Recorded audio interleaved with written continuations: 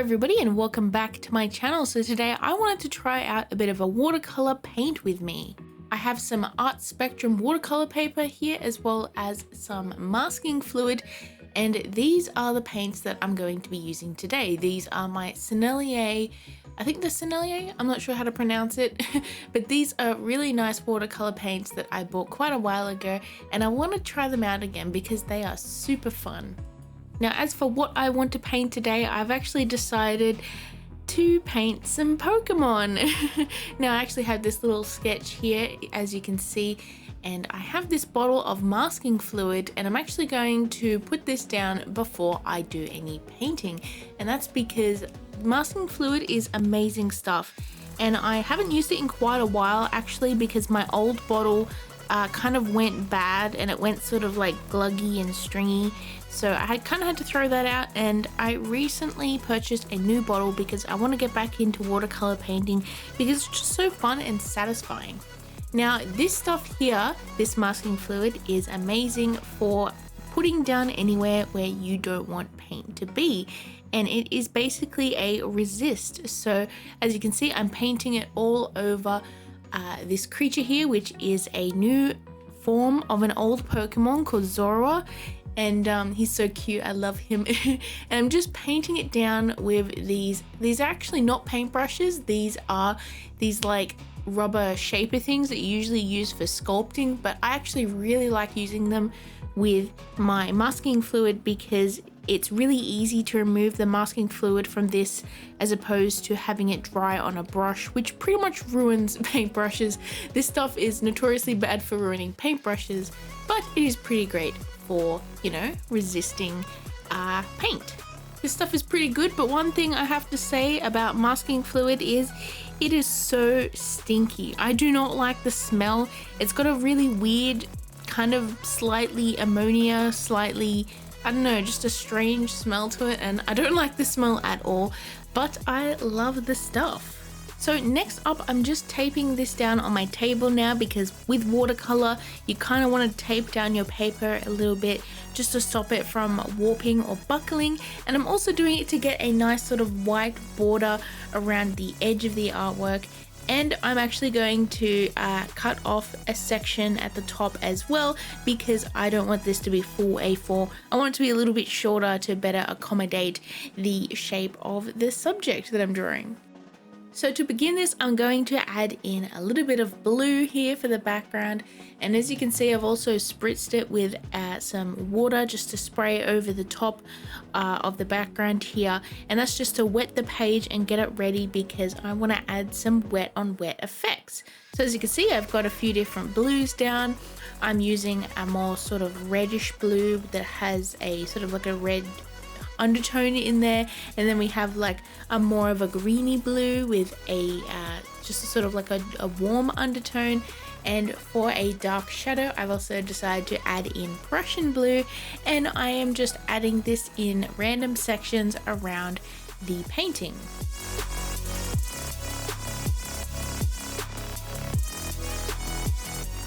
After this, now I'm just adding in a little bit of interest, and I have just got some paint on my paintbrush and I'm just tapping it onto something else. As you can see, just another paintbrush just to add a little bit of splatters here and there.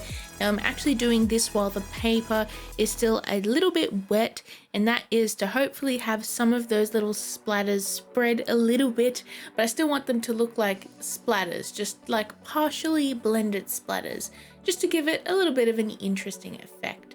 And I think I'm actually really liking the way it's going.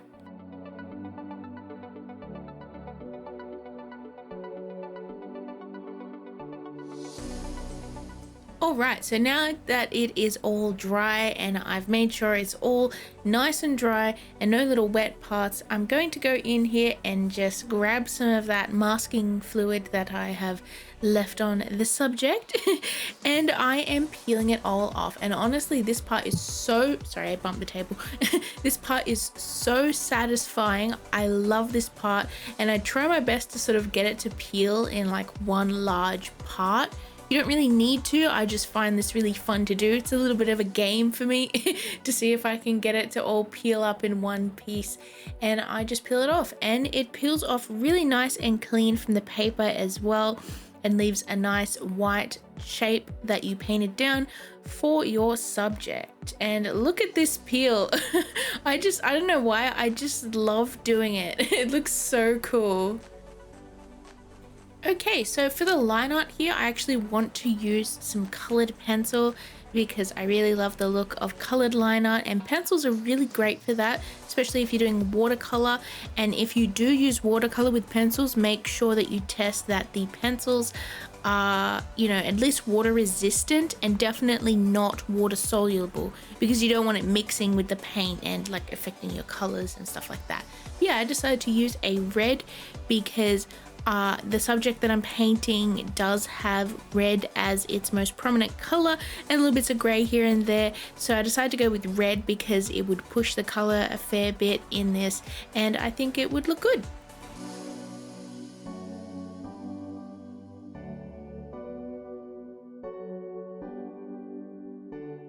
Okay, so the first color I want to actually mix and use today on this artwork, well, mainly the subject because we've already done most of the background, and that color is gray. Now, I don't actually have a black in this set, but I found if you mix a nice Prussian blue with a dark brown sort of color, you end up with a really nice black or gray color that you can use, and you don't really need that black, so I'm glad that they didn't include that because I can make the black and I get more colors in the set that I have. And now it is time to add it in and paint this.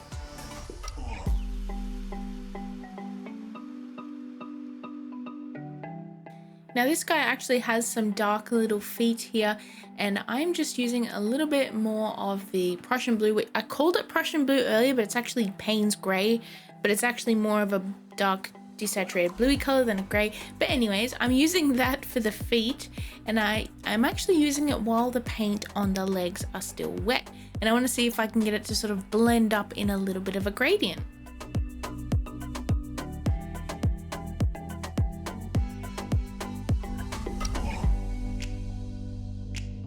Now the tufts of fur on his head and around his neck and on his little tail here are actually mostly white, but they do have a sort of red color that sort of blends into the white in a sort of gradient kind of fashion. And I'm actually doing the same thing that I did for the feet for that. Now to get it to actually blend into white, I'm just wetting down the area, as you can see here, with a bit of water first, and now we are just adding in the paint over the top.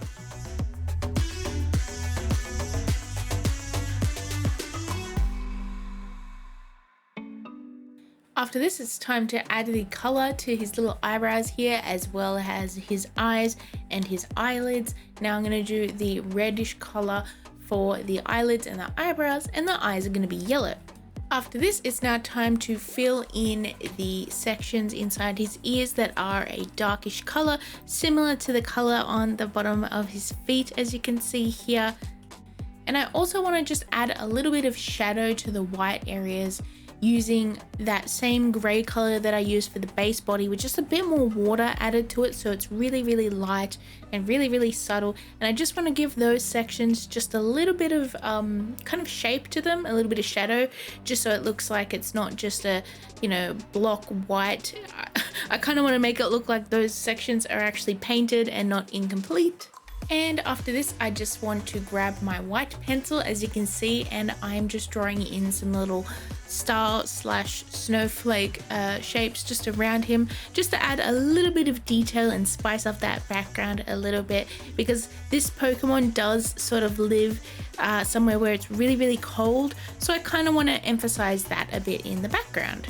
Next up, I am just adding a little bit of a white outline around this character because I kind of feel like he would benefit a little bit from it, especially in the areas where there are some sort of dark colors. I kind of want to add a white border around him just so that he pops off more from the background and he looks really good. And honestly, I just really like this style as well. I think it looks good. After this, it's basically time now to peel off that tape, and as you can see, there is a sort of a white border around the outside, and I kind of like that it's not perfect as well. There's little parts where the paint has sort of spread underneath the tape, but I don't mind that honestly because it gives it more of a watercolor feel. So here is the result of this little Zorua, and honestly I really love this one, and I really love this sort of like slower, more paint with me style videos. I think it's really cute. But however, I do still want to do another painting in this video. I want to do his evolution Zoroark, or the Hisui Zorua Zoroark, I should say, which is his version, which is from the new game. But anyways, I'm not going to bore you too much with me jabbering on during that, and let's do Zoroark in a more quick sort of speed paint kind of style, and I'll come back in the end. Freezing outside, a little bit high on the feeling, can't seem to focus. In the corner of my best friend's sofa, you were getting buzzed on rum and cola. Wasn't brave enough yet just to talk to you. Not a smooth talker under pressure. Sweaty palms ain't making it much better. Something about you feels so special. Pretty up from the minute that I met you.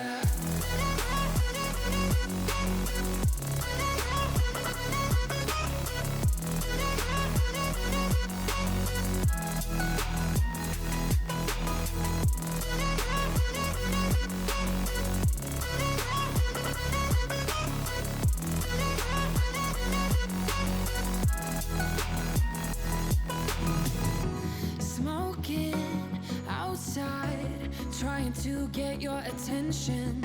You make me nervous.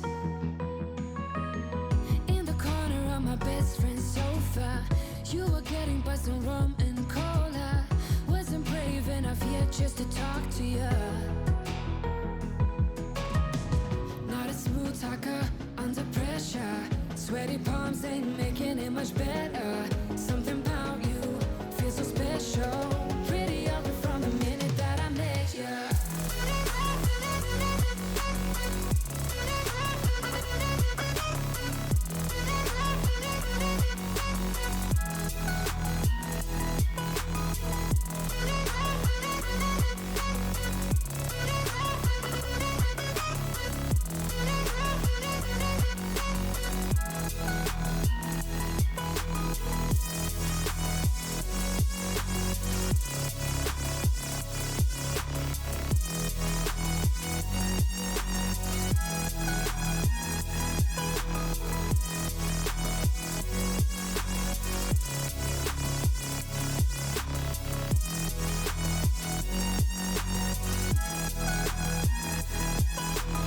So here is the final results for both of these artworks, and honestly I love these so much.